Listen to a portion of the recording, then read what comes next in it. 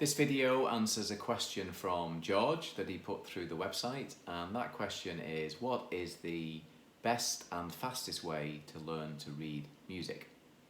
So,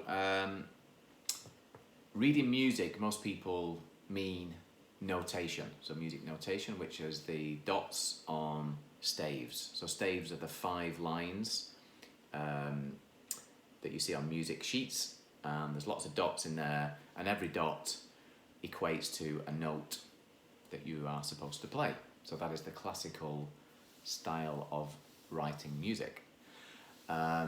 So I'm assuming that you mean that style, but in my answer to you, I will cover the other styles of writing music, because I think it's more important to understand the different types, because most people, in my view, shouldn't be reading notation, especially if they are trying to play pop music. So notation is ideal for complex classical music, okay? But if you want to play pop music, then there are much more efficient ways of reading music than notation, especially if you want to play and sing, or play whilst other people sing.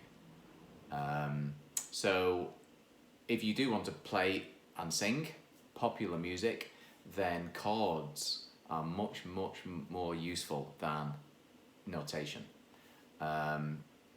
Much easier to learn, and they enable you to improvise much easier, and to memorize songs much easier. So vastly more effective way to learn to play and sing popular music than reading notation.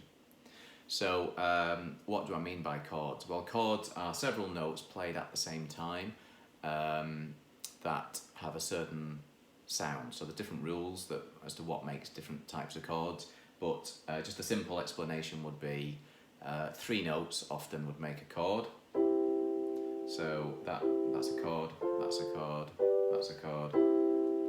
And most popular songs are made up out of a very small number of chords that just repeat themselves. So many songs are only 4 chords. And certainly, like, the vast majority of pop songs are 6 chords or less. So when you learn a chord on piano, it's possible then to start off with a beginner's version of a chord, and then just to apply more advanced playing styles over the same 3 notes, but you just extend the notes into different ranges on the keyboard, and you double up a few notes, and then you can start to play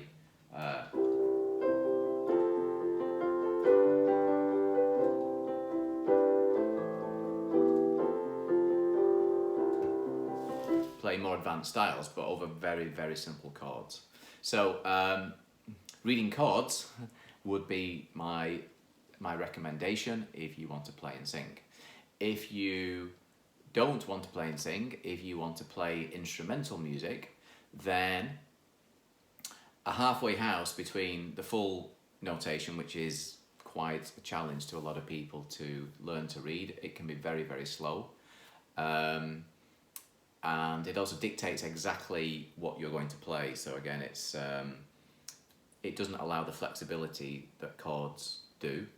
But you need to know the melody. So the melody is the tune that a person would sing. So if you're going to play instrumental music, then usually you do have to go to what we call a lead sheet, which is just the top line of notation, which is the melody part.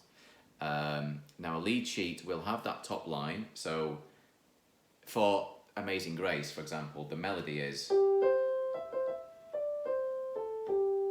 So that part of a song that people would sing, you would need to go to notation and either learn how to read notation or convert that notation into another format. So in the deck play method, we use a numbers method. So there's a chart where you can simply go there and say each of those dots, right, that is number 1, that's number 5, that's number 6. And then from then it's incredibly easy to actually play those tunes. So a lead sheet is the melody line with the chord letter below it. So a lead sheet is by far the easiest way to play popular music. And there's more information on that in the transcribe section of the course.